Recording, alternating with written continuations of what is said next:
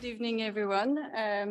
So I think we've got two challenges. First, is the last session, so keeping everyone interested, and we're only half an hour late, so we'll keep it on time. So I'm sure you're all looking forward to your Italian wine. So we'll make sure it's short and sweet. By any chance? And the second challenge is to come with a capabilities checklist, and we only have an hour for that. So, and it seems like it's been worked on for 30 years or more. So for dynamic competition. So, but to do this, we've got three distinguished academic. I'll start with Frédéric, who is the chairman of the OECD Competition Law and Policy Committee. And next to me, there is David, who is the professor in global business and director of Teece Center for Management and of Intellectual Capital at, sorry, I forgot the university, UC Berkeley, sorry. And Bill Kovacic, who is a global competition professor of law and policy at George Washington University, and former chair of the Federal Trade Commission as well. So we'll start with a presentation from David, who's worked a lot on the framework for dynamic capacities. So to set the scene. All right, thank you for that. And I'll try and just be brief to set the stage. First of all, we've heard many wonderful talks today, but in a way, I feel with the Dynamic Competition Initiative, our job is to fuse the brilliance of Pierre and the brilliance of Brian. They both happen to be graduates of the economics program at Berkeley.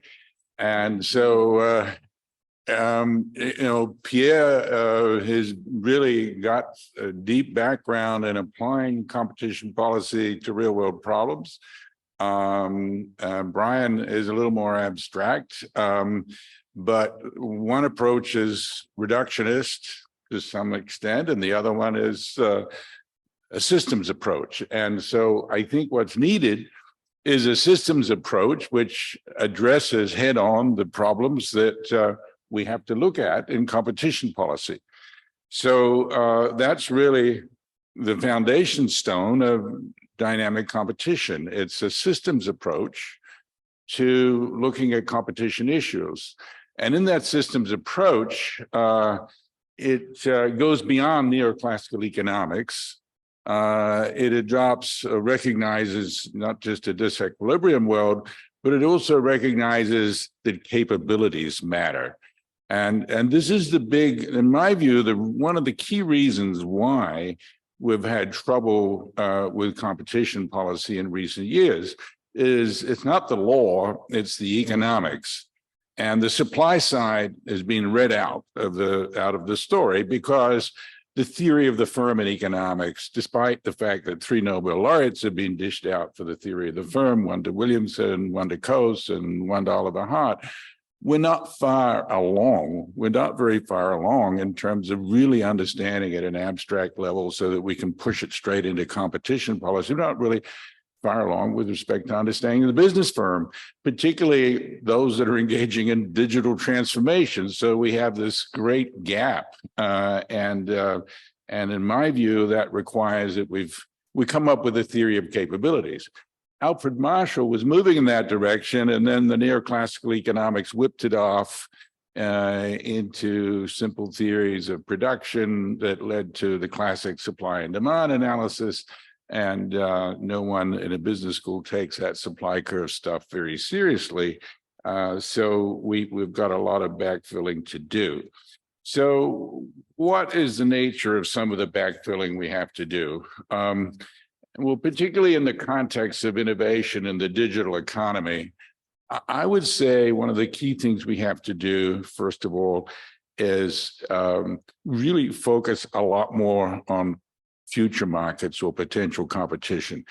In some sense, the focus is always on actual competition. And if you get to potential competition, it's an add-on, it's not taken seriously.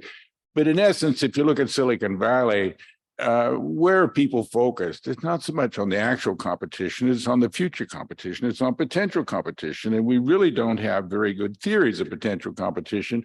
And we can't assess who are the likely future potential competitors because we don't have the supply side worked out. We don't have a theory of capabilities.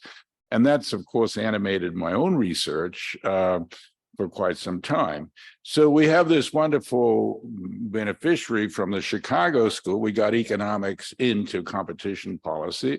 The problem is the wrong economics got in. It was static micro theory, and the post-Chicago folks have juiced it up a little bit, but it's still static micro theory. Of course, from time to time, it brings a time dimension in and does a few other things, but basically it's cabined in. It's cabined in very narrowly. So post-Chicago gave us, in some sense, more of Chicago, if you're thinking of it in terms of what matters, which is innovation.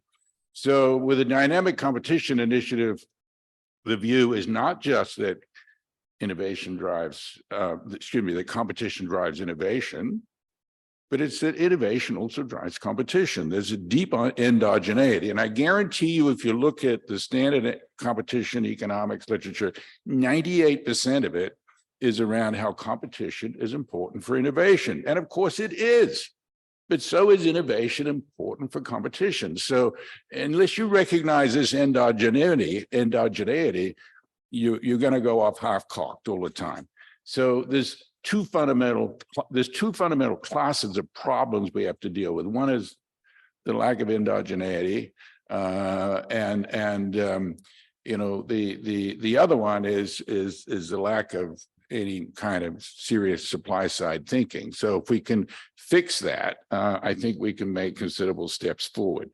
Now, of course, the pressure is on now for results. You know, every time I give a talk, which isn't all that often, about, you know, competition economics and what we need to do, everybody looks at you, well, David, well, we got to make this operational. What have you done? Well, my response is, well, it's been 30 years we've been sitting back doing nothing. Why is the burden on just a few of us? There's a whole community of scholars out there. There must be 10,000 competition economists or something like that. And how about we just have 10% of them start working on this seriously? Maybe we'd make some serious forward progress. So really there's been neglect, and that is because I think there's a recognition, there's insufficient recognition of the fundamental nature of the problem. So one is we need to, first of all, understand potential competition a lot better, and we need to understand capabilities a lot better. With respect to capabilities, we are at a pretty primitive stage, but notwithstanding that, in the field of organization theory and in the field of corporate strategy or strategic management, there's actually a lot of work on capabilities. But I guarantee you, if you read the competition economics literature, I doubt you'll find a single site across, as someone will prove me wrong, I hope, to these other literatures. So there's been siloed thinking and siloed research going on, and disrespect, not so much disrespect, it's either ignorance of or not able to connect the dots between how do you pull these literatures together.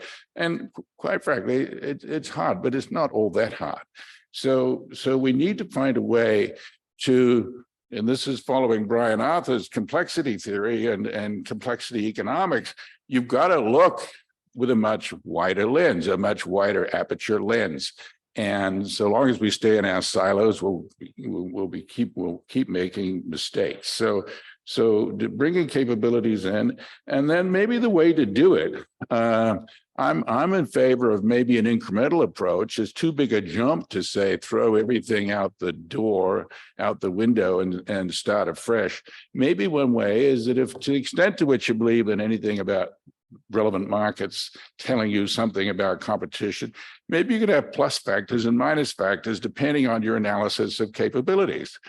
Look, market share analysis and HHIs is backward looking. If you live in Silicon Valley, no one looks backwards, but that's what the competition authorities do. That's what looking at data on markets and the history of markets. Now, there's something to be learned from history, don't get me wrong, but taking a snapshot of where you are is like trying to drive a car by looking in the rear vision mirror. So how do we look forward? Well, we first of all start building in evolutionary economics, and we start building in better theory of potential competition. And there's something that we can say about that. In fact, let me jump to that just to illustrate that I think there is something that you can do short term to start shoring up this problem. There's a useful literature that's emerged on so-called nascent competitors. You know, there's been potential competitors, but nascent competitors are not ones that are in the market, but ones that are maybe emerging, and it recognizes implicitly an evolutionary story of growth. And you know, this is where competition economists have to start thinking like venture capitalists. You're not going to always get it right, but you have a chance of doing better if you look at a few simple things. Does this nascent competitor have a viable business model? It's the most obvious thing to ask, but, you know, let's take the Giphy case, which I know others in the room have studied. The British competition agencies didn't really bother to ask that question and figured that Giphy was a viable competitor despite the fact that it didn't have a viable business model. Does it have a technology that is technically feasible? These are simple things that venture capitalists look at. Is there a management team in place that can manage? Is there venture capitalists to support the company? I think in the case of Giphy, almost all of those was missing. And yet the British Competition Agency came to the view that somehow or other was a nascent competitor and was about to take on Facebook. You know, that is a sophomoric view. If you're in an MBA class, even the bottom quartile of the class would figure out that that's not likely to happen. But of course, it's all about likelihoods, never about certainty, which raises another big question, which is once you move into the world of complexity theory and complexity economics, where everything depends on everything else, the uncertainty factor goes up. And so there's a great tendency to say, we can't talk about this. We can't talk about the quality of management. We can't talk about viable venture capital. So instead, what do we do as economists? Well, we just assume that anything that's financeable will be financed. Well, that's a bad assumption, but that's the kind of trap that we fall into. I tend to be an optimist that even though there's a lot of complexity, I do think that these issues can be resolved through further research. But there's no research or very little research being done on it. There's a lot of effort going into creating yet another formal model of this and yet another formal model of that. But let's instead focus on evidence. Let's, you know, build these case studies. Let's get a deep understanding. Let's port across the existing bodies of knowledge in the field of strategic management and entrepreneurship. So this is where Chicago got it wrong. There was an old Chicago tradition from Hayek on and back to Frank Knight around sort of entrepreneurship. We've got to bring entrepreneurship studies into competition policy. How can we talk about nascent firms, nascent competitors? We don't know something about entrepreneurship. The literatures are there. They're there. There's an enormous amount of empirical work on this stuff now. But the competition agencies seem to be have an allergic reaction to touching these literatures. At least that's my observation from afar. So let me just make a couple of other points. I think I've stirred the pot enough to, I'm sure, get a number of comments from each side. But there's a number of things then we have to abandon. One is the infatuation with efficiency. Efficiency is an old world industrial age concept. And you don't solve the problem by putting the word dynamic in front of it.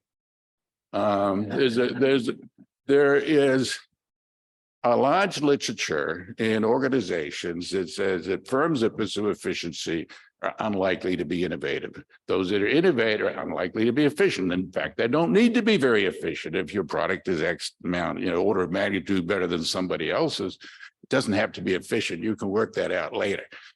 But this sort of shows that while competition economists love the notion of studying disruption, they don't want to be disrupted themselves with the models that they use. So this is the way to avoid disruption. Let's call efficiency dynamic efficiency and then declare we're doing dynamic economics when we're not. So innovation first has to be competition economics that is consistent with dynamic competition has to be innovation first. And that brings us to simple things like entry barriers. There's this presumption in economics that an entry barrier is always something that keeps a competitor out. You live in Silicon Valley, an entry barrier of an established firm is something that actually keeps the incumbent trapped and enables the new entrant to come in. So it's an invitation to entry, an entry barrier in the classic industrial sense, an invitation because they're inflexible, because they've got all this, this investment, which through the eyes of industrial economists, this investment is something that deters competition and so forth. In fact, it's just the opposite if you're armed with a new technology. So we have to completely re-engineer the way we think about entry barriers. And then, I could keep going on and on here, but I won't because my colleagues have got a lot to say. Other than, my ending point will be administrability is not immediate in totality. There are things that we can get into the enforcement agencies now that I think will make a difference. The most important thing we can get in is essentially a new set of lenses for looking at the current problems. I actually think competition agencies will get to the right answers quicker if they're not handicapped by some of this apparatus of neoclassical economics, which actually holds them back. And it's very subtle, it's very indirect, and they don't even know it's holding them back. They're trying to do what they consider to be good economics, but it's actually reductionist and it's static. And just by calling it dynamic doesn't make it anything but static. So I think that there's a way to go forward here rapidly. And then through learning, I think once you tear off the blinders, you'll get rapid learning, and we have a much better chance of getting better policy. I think, like, I look at the European DMA, and I'm so sad because it was concocted without any understanding of dynamic competition. In my view, it was concocted in the name of dynamic competition, but I think with hindsight, it'll turn out to be just the opposite, because there were no frameworks out there. And if it's a big mess, we as an economics profession have to take some of the responsibility. We sat on our hands for 30 years and denied the policymakers the kind of rich research base that could have actually led to a better outcome. Thank you to Bo and to David, to Nicola and the entire DCI team for the great pleasure of being here today and tomorrow. Thanks for putting this together and giving me a reminder of why I wanted to be an academic 35 years ago. It's delightful to be here. For today, I wanted to see if I could look at the experience of competition policymaking and ask if it's been quite so bleak as David suggests in this respect, and to see whether we've done anything in the past that incorporated some of these ideas. I think I've got an example. I'm not going to assert that it's a perfect incorporation of some of the insights into policymaking, but I do think it suggests some important ways in which people thinking about this over time have at least picked up some of the concepts and put them to work. And I want to talk about aerospace and defense to come up with the title of our session, a capabilities checklist for dynamic competition. Why is defense and aerospace so interesting? One, you'll not find another field in human experience that has featured more technological dynamism. And dynamism, not simply driven by curiosity, though sometimes, but driven by a sense of absolute necessity and very survival. So the urgency to get it done and do it well is unsurpassed. What matters in the sector is innovation and quality. When the Department of Defense purchases a sensor that's going to go on a satellite to tell you whether or not the forces of an adversary are mobilizing on the border of another country, including with engineering units that are ready to plunge across the border, they're not thinking, can I get this for $15 less a copy? They're thinking about, can I read the serial numbers on tanks to get an idea of exactly where they came from? Quality and technological superiority are absolutely paramount. Next, we've actually had a lot of experience dealing with every complex, difficult innovation market issue you can imagine in the context of looking at aerospace and defense mergers, especially since the early 1980s, when there were a great number of consolidation events in the sector. I count over 50 of these that the Department of Justice or the FTC looked at. Did they use a lot of traditional tools? Indeed, they did. Are the blinders that David referred to sometimes evident? Yes. But was there, I would say, a willingness to look at other considerations and to put themselves in the shoes of the major purchasing agencies to ask what mattered to them in deciding who was good at doing this? And that perspective pushed you automatically into the field of evaluating competencies and capabilities. Because for the entire US experience in the run-up to the World War II mobilization and since, the crucial strategy of the defense purchasing agencies has been to increase capabilities. Firms get funded from DoD according to their ability to demonstrate that a specific project will give them a competency that is valuable in solving problems for the national security agencies in the future. Some of these contracts are $5 to $10 million. Some of them are $5 to $10 billion. And whether it's the Defense Advanced Research Projects Agency, DARPA, whether it's the individual services, on a day-to-day basis, they're paying for capabilities. They don't know exactly how the capabilities will be applied in the future. They do know that they will have difficult problems to be solved, such as, do you want your strategic nuclear force buried in silos in North America, flying in planes? Oh, or yes, the best solution of all, on submarines that are almost undetectable. They wanted somebody to solve those problems. The investment in capabilities led them to a diversified strategic force that gave them, in particular, a single solution packed into others that had the greatest survivability. And there is within the defense community in the field of defense economics, but bodies such as RAND, since the mid-1940s, have produced a large empirical and conceptual literature that I think picks up a number of the ideas that David has identified as being very important, properly identified as being very important. And an example I'll touch upon, launch vehicles, but I'll just tell you that all of the incredible things happening today with uncrewed aerial vehicles, drones, and with launch vehicles could not have happened without this. And for all of the concerns about the death of competition and how we've had in the United States 40 years of failure in competition policy, yes, that's me. None of these things could have happened without good policymaking choices on the public funding side, and I'd say on the enforcement side as well. We're observing right now a number of the consequences of choices that I think reflected some of these considerations. What competencies matter? I've just picked a few that run through the mind of the Department of Defense and its purchasing agencies. These are the things they fund. One, can you give us stealth? Do you have the ability to make your system low observable? What skill do you have in designing aircraft, missiles, other mechanisms that avoid ready detection by an opponent? That's a competency.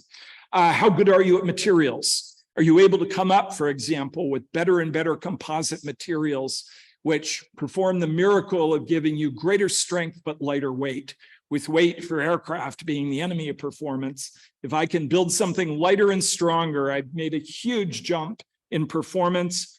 To take a more narrow example, can you build a vehicle that can take off and land on an aircraft many times and keep performing well? Do you have the ability to do that?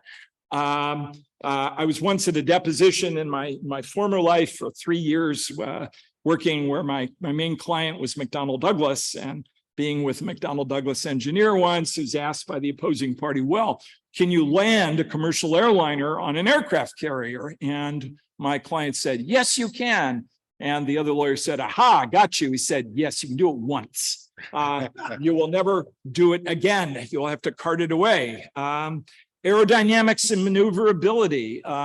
Not that you should spend your time doing these things, but as a guilty pleasure, if you've watched Top Gun Maverick, you see scenes at the end of the movie where a jet aircraft seems to suddenly come to a stop, stand up in the air, and using a vulgar and non-creative form of expression, Tom Cruise and his colleagues say, what the was that? Yeah, airplanes can do that now. They can stop on a dime. They can turn upside down. There's a real skill in building shapes that allow you to do that. And avionics, the typical aircraft or missile today is a big computer that's attached to an engine. And can you build and construct those kinds of systems? These are all capabilities that the Department of Defense and its affiliated services fund all the time. Some for existing needs, but so much of it is we don't know exactly what problem we're going to face tomorrow. We have some idea. But we need an adaptable system of suppliers who have broad abilities that we think are going to be important to solving those problems in the future. There's another set of competencies that are crucial to deciding who can do this stuff. Many of these are technical and managerial. David, I think, quite well spoke to the importance of managerial skill in a human. Can you take a number of different subsystems and integrate them into an effective single system that's going to be a weapon system? Can you design and produce components yourself? Are you any good at actually making the stuff that you're talking about? How good is your testing and evaluation regime to simulate whether or not it's going to work in practice? Can you do a good job of training the people who are going to use it and supporting them as they do? Are you good at making refinements and adjustments over time? Because given the complexity and uncertainty of what we, the military services, do, it is the rapid, immediate adaptation of a system that's been fielded that tells us what we have to do to make it effective and survivable. Can you do that for us? And can you take existing units and upgrade them dramatically over time? Show us, have you done these? You might not have to do all of these, but the more of these capabilities that you have, the more promising your possibilities for being an effective supplier in the future. What trends do we see from this body of experience with aerospace and defense? Current skill in production, as David was saying before, is not necessarily a good index about whether you're going to be good tomorrow. And there have been so many instances where firms with mature and elaborate current production programs have not quite exited, but gone to the sidelines because they weren't building the capabilities necessary to build the next one and to do it well. Lockheed Martin, for a period of 3 decades, did not build a combat aircraft of any kind. They did have a prototypical group called the Skunk Works that made iconic aircraft such as the SR-71, the U-2, but because they were doing those things well and because they were being funded to improve stealth technology, out of nowhere, they come up with a design that's called the F-117, which is the world's first truly effective stealth fighter, virtually undetectable on a radar screen at the time. Firm culture and the extent to which it seeks to develop and maintain competency to innovate is crucial. Northrop Grumman was the subject of a takeover by Lockheed Martin in the late 1990s. The Department of Justice sought to block it. A crucial basis for doing this was that Northrop Grumman had a history of looking for unconventional approaches to solving problems. Whereas Lockheed Martin was somewhat more traditional, Northrop Grumman wasn't. It was the source of a number of innovative aircraft designs. The intuition of the Department of Justice, supported by the Department of Defense, is you want to maintain them as an independent focal point for design and development activity. You want to do that over time. Indeed, it's Northrop Grumman that, in thinking about new ways to solve the problem of combat over the battlefield, says it'd be great to have something that doesn't involve putting a human being in that machine. Coming up with a big machine about the size of this room. The Northrop Grumman product is called the Predator. that can loiter in the air for 48 to 72 hours, and yes, carry munitions as well, and sensors. Northrop Grumman came up with that as a solution, partly because of the capabilities it maintained, but also its culture. The government's played a crucial role as a buyer and almost a venture capitalist on its own. One of the transactions that identifies this, and I'll leave you with this example, involved the creation of the United Launch Alliance. In 2007, Lockheed Martin and Boeing, the only two producers of launch vehicles to put national security payloads in space, formed a joint venture, a merger to monopoly, as it's called in our field. The Department of Defense wanted it, came to the FTC that was reviewing it and said, we're going to steamroller you. And that was a credible threat. We were in the position of simply saying, what are you doing to support alternatives? And there was one alternative. And by the way, the United Launch Alliance had an efficiency story that might also be an innovation story. It was that neither of us are doing enough launches to be really good at it anymore. You put us together and the learning curve benefits will elevate the level of success for launches from 9 out of 10 to 95 out of 100. What's the additional 5? That's a $2 to $5 billion satellite that will be positioned in the right place to watch, take pictures, and listen. Very important at moments when you're trying to monitor the behavior of an obstreperous nation that's trying to do things that are dangerous to the rest of the world. That was their story about learning and efficiency. And the question on our part was, can we persuade any of the purchasing agencies to invest in building capabilities for someone else? There was a someone else.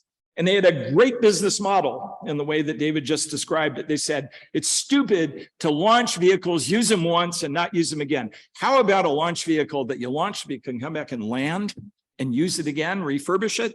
How about new materials that are lightweight, strong, and effective? We'll do that. How about the revolution in electronics that allows you to do brilliant things with guidance? We think we can do that as well. We can make a space age cockpit that you haven't seen before that looks like Star Wars.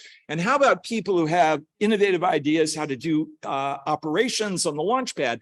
Instead of fueling the rocket a day before, why not fuel it 10 minutes before you want to launch it? There are a lot fewer complexities in doing it if you fuel it just on time.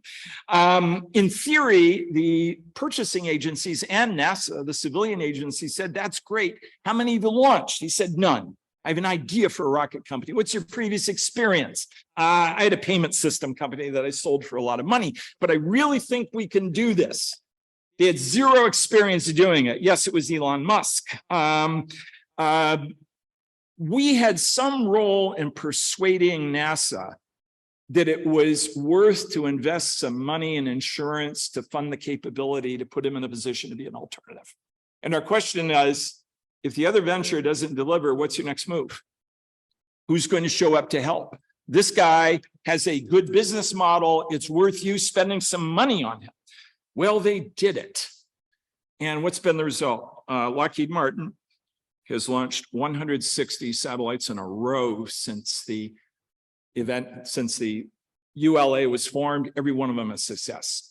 That's not 95 out of 100. That's 160 out of 160. So that's working well, thank God. What about SpaceX? SpaceX is the most significant, successful launch vehicle company in the world today. They put humans in space. They're launching national security payloads. They're so far ahead in coming up with ideas that'll put people back on the moon and send them to Mars as well. This is the guy who hadn't done anything. By the way, he came up with some other idea about a car as well, and worked on that later on. And this was hugely risky. All of this could have fallen on its face. It all could have been a giant, tremendous flop. You just didn't know. Was some of this luck? Yes. Thank you. I'll take it. But was some of it, at least, I think, an attentiveness to these kinds of considerations, ultimately telling NASA, if you'll invest in the capability, you'll have an option later on that you'll be happy with. I think, how do public agencies do this? You have to know a lot about the sector in question.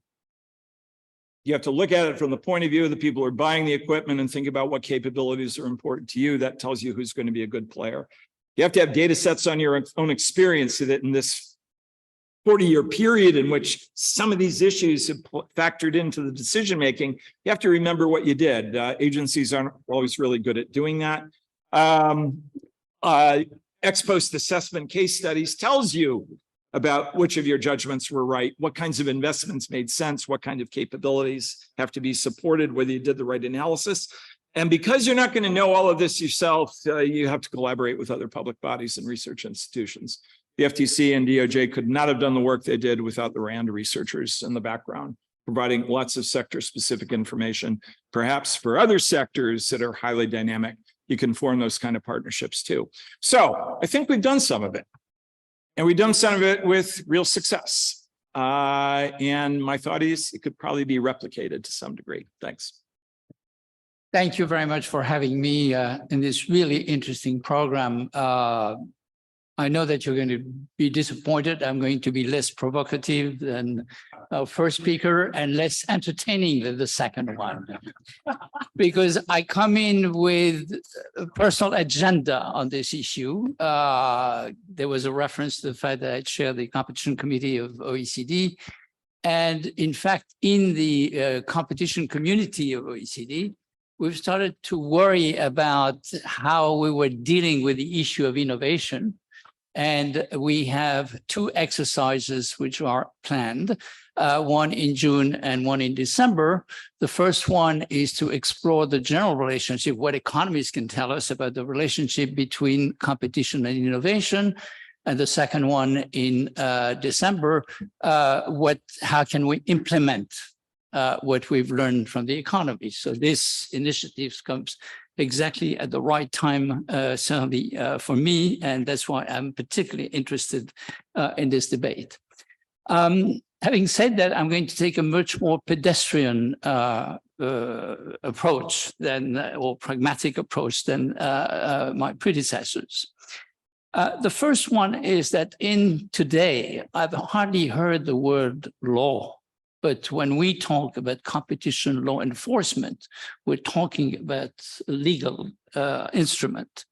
We are talking about an intrusion, a state intrusion into the individual economic freedom of agents. This is tolerable only to a certain extent. It requires an instrument that will provide limits to the intrusion, legal certainty on how it's going to be used, transparency on how it is applied. Also, hopefully, the fact that it is indeed able, particularly in the merger area, since we're talking about merger control mostly today, to distinguish between the bad mergers and the good mergers. And finally, it has to be administrable or manageable in terms of the resources of the institutions who are in charge of this. So there are two ways to deal with this. One of them is to rely on presumptions, and the other one is to try to find intelligent way, with the help of economists, to establish standard of proof that meets the criteria which I've mentioned. And this is, in fact, what we are trying to do in the context of OECD, and which I think is long overdue. When I think historically, at least in the European context, about the relationship between competition and innovation in merger enforcement in general, I think there are four different stages. The first stage is innovation is antagonistic to competition. The second stage is innovation is too speculative to be worth spending a lot of time on. The third one is let's look at competition as a source of, let's look at innovation as a source of future competition, which was referred to.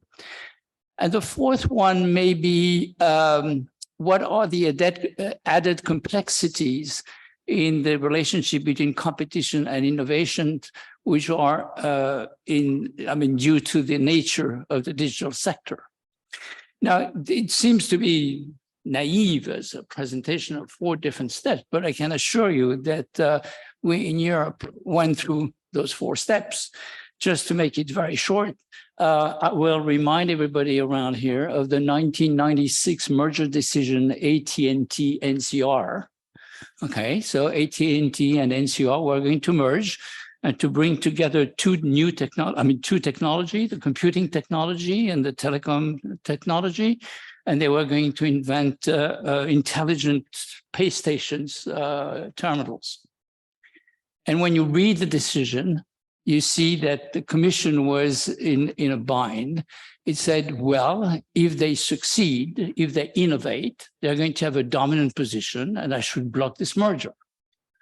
But I don't really want to do that. So I write in the decision that they are going to fail because there have been past attempts to do that, to invent what is basically a computer, and which have failed. So because they're going to fail, there is not going to be any innovation, no dominant position. I can therefore allow the merger. So this was really the first, and I'm not making up things. I mean, it's literally what's written in the decision. Okay. Third step, I said, look at innovation as a source of future competition. I think that this morning, Pierre Régibaud talked about that, and that we do have example. The best example I have in mind, which is also the most recent, is the Dow-DuPont merger, where there was a real attempt at looking at whether this merger, which didn't have a lot of overlap at the time of the merger, but could in the future have overlap. So there was a real attempt to look at possible innovations that where there could be an overlap.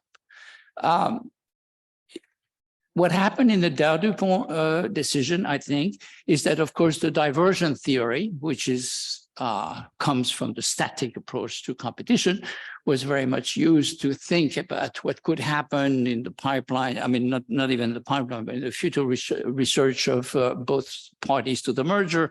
And there was a concern about the fact that each one could internalize the fact that if they merged, their research would not be as productive because the part of the result would decrease the sales of the other part, of the other merging parts. But what happened is not so much this, is what followed the decision. What followed the decision was a flurry of interesting economic articles that said, well, yeah, we buy the diversion story, but it's only one of many stories on in a case like this. You have the knowledge diffusion story, you have the spillover story, you have the coordination of R&D investment story within the merged firm, you have the sequential innovation. Régibaud and Rocket have written about this. The problem with this was that, first of all those papers came pretty much at the time of the merger. They were not established much before that. Julien Le Fouilly and the Nicolo, etc. You had a lot of paper coming out, which meant that the literature was not terribly well developed. I mean, it was in the process of being developed thanks to this merger. The second thing is that those effects went in different directions. The diversion ratio was clearly something which was concerning, but some of the other effects were in fact likely to lead to an improvement or an increase in the research and development efforts of the firms and in its productivity. And there's no real easy way to weigh all those different effects. So one can describe them. I mean, one find new effects every other day, but one can describe them. But once you have them, we don't really have a unifying theory that would tell us how to deal with all of them. The fourth level is, are there added complexity in the digital sector? And I think there are two added complexities. One of them is just the extreme competition between dominant technologies. And even people like Dennis Carlton, for example, have written that competition theory is not very well adapted to cases where dominant technology is displaced by another dominant technology, because this was not the concept that was underlying economic theory. But there's a second thing, which is some specificities of the digital markets, which we have talked about today. I would add a couple of ones, but one of them, of course, is that competition is not between pipeline firms, but between ecosystems that may have different business models. So the issue of what is the appropriate business model for an innovation, that doesn't come up really in the traditional merger approach, even in pharmaceutical sector or high-tech sectors, but it does come up in the issue of, in the question of the digital markets. The fact that intellectual property rights are possibly less important or don't play as prominent a role.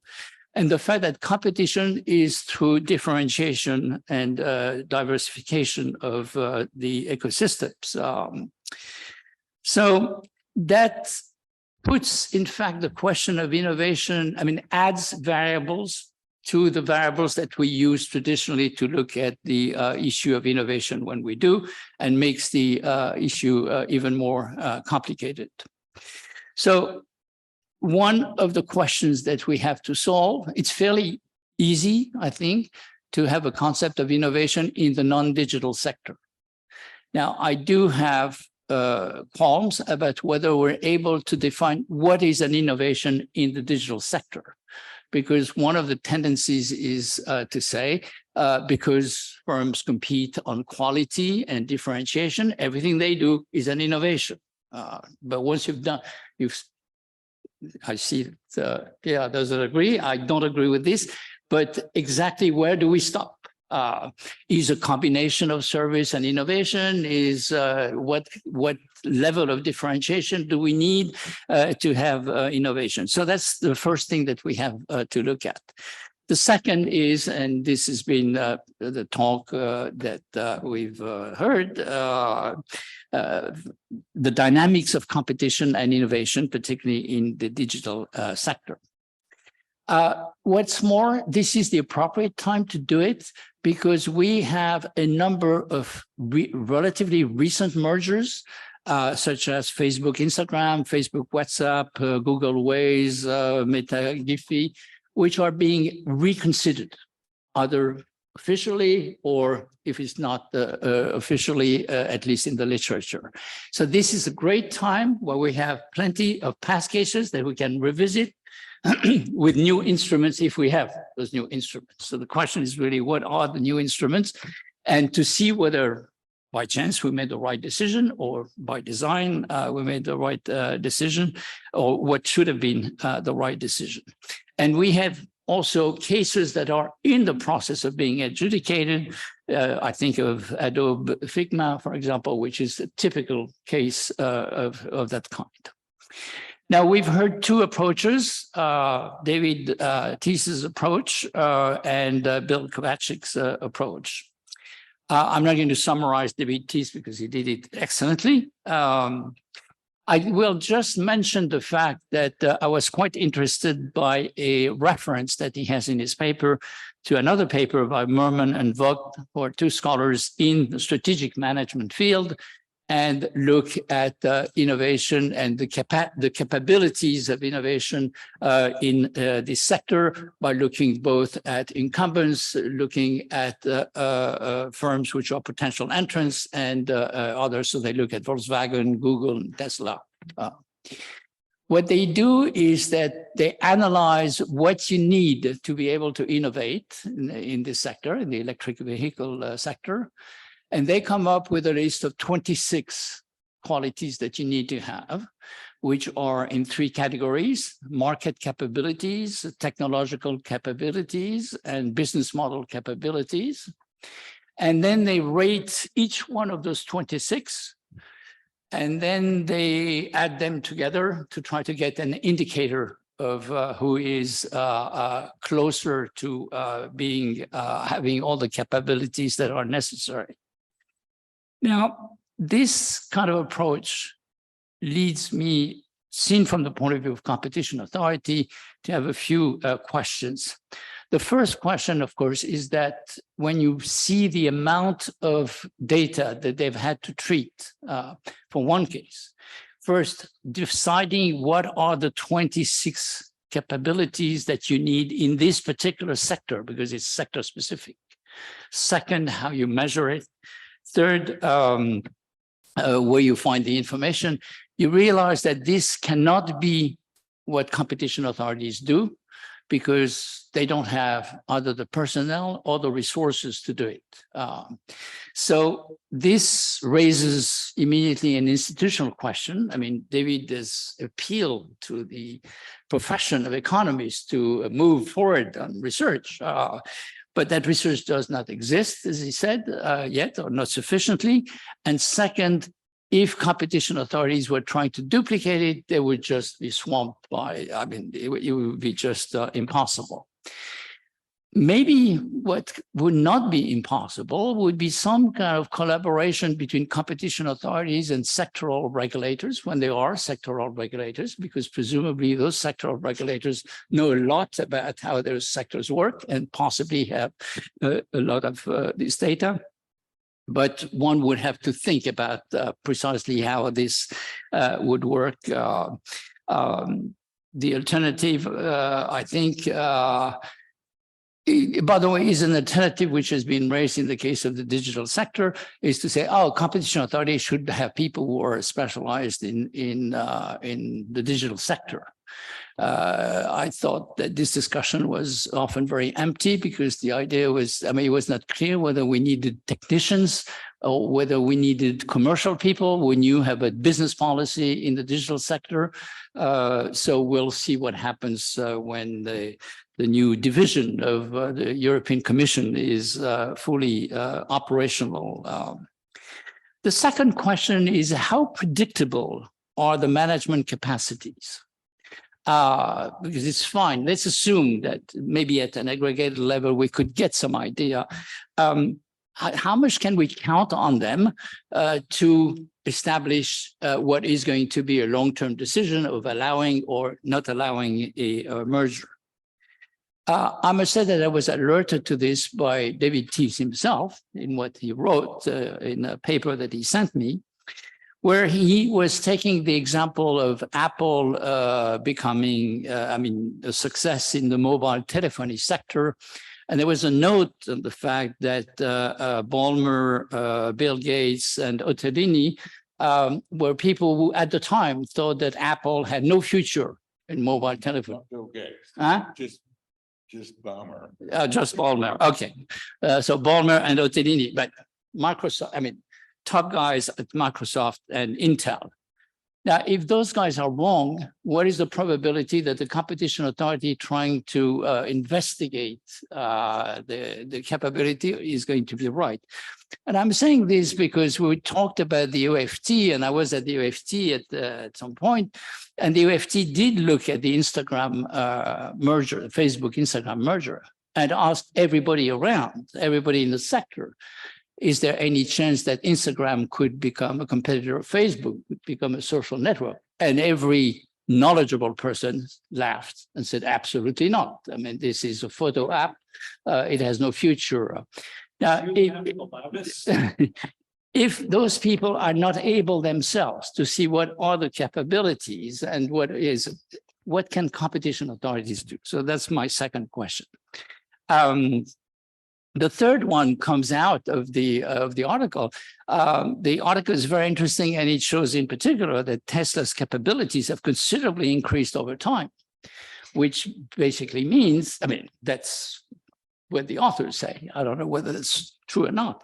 But what that suggests is that capabilities cannot be taken as constant, even if we know them. And if they change over time, what can we base ourselves on to, if we use them to try to solve a merger problem? Okay, so we do have those, I do have those questions in the case of David Teece. Going to Bill Kovacic, I think his paper is really interesting. And it makes an extremely important point, which is the fact that if you have a pro-competitive industrial policy, then the life of competition authorities is much easier. And I quite agree with that. And I think that this is one lesson. I mean, talk quite a bit about procurement and how there was an attempt to animate competition through procurement as well as through the financing of research and development. I think personally that's what we need in Europe, that kind of approach.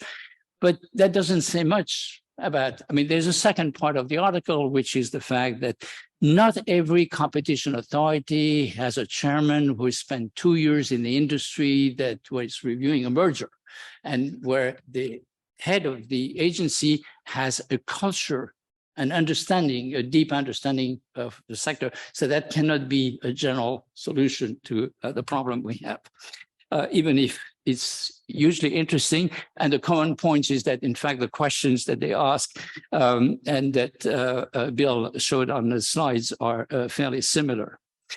Okay, so I want to finish with the fact that at least we have the questions fairly clearly in mind that we should try to resolve. And they are suggested by David Teece in his article.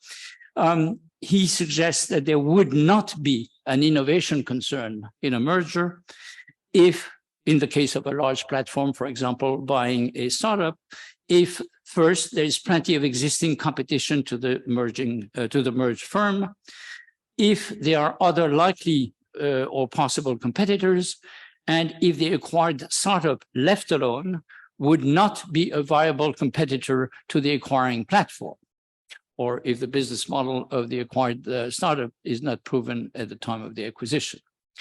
And finally, if the acquired startup stays viable in the ecosystem after the merger. Okay, so I think that those questions are indeed questions that every competition authority should have in its mind when it's looking at a merger. The basic problem is, how do I get an answer to those questions? Now, I appeal to you. The ETA for all this is to be December 2023, so that the competition committees of OECD have the wisdom of your collective thinking.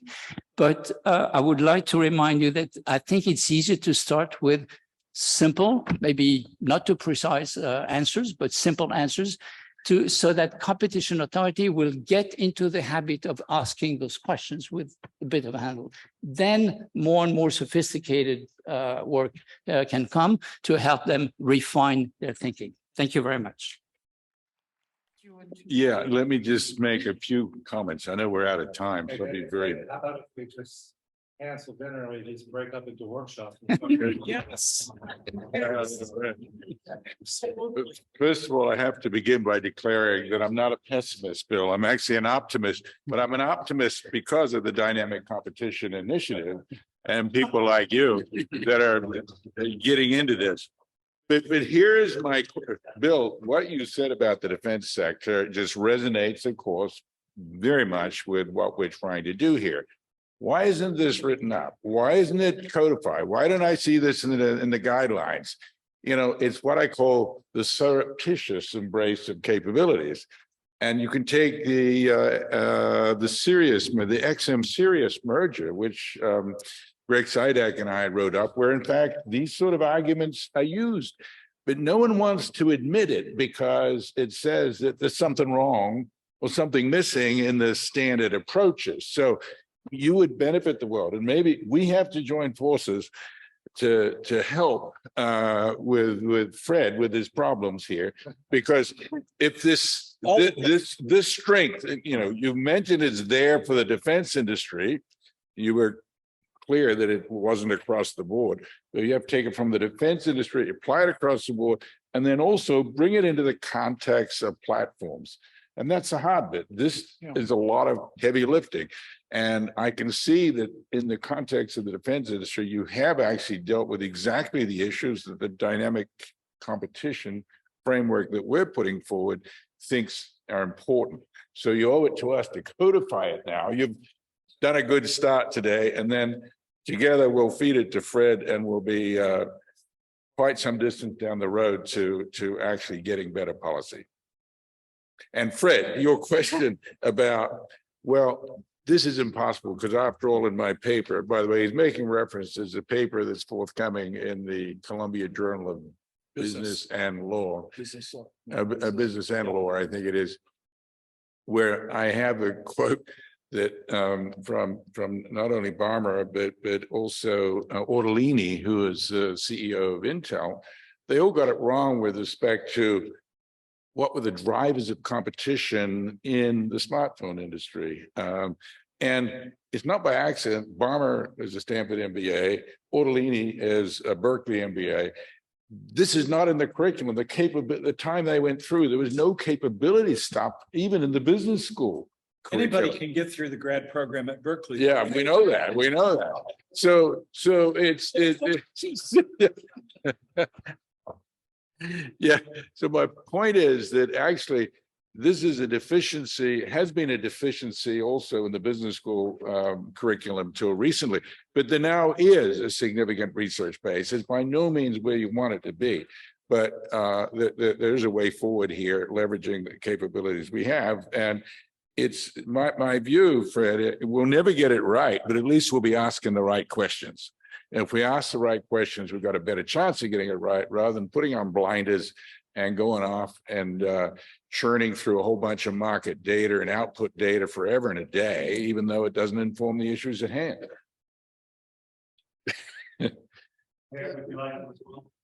Two brief comments. The first one is that I have to support David's idea that those three people should go together and make things right.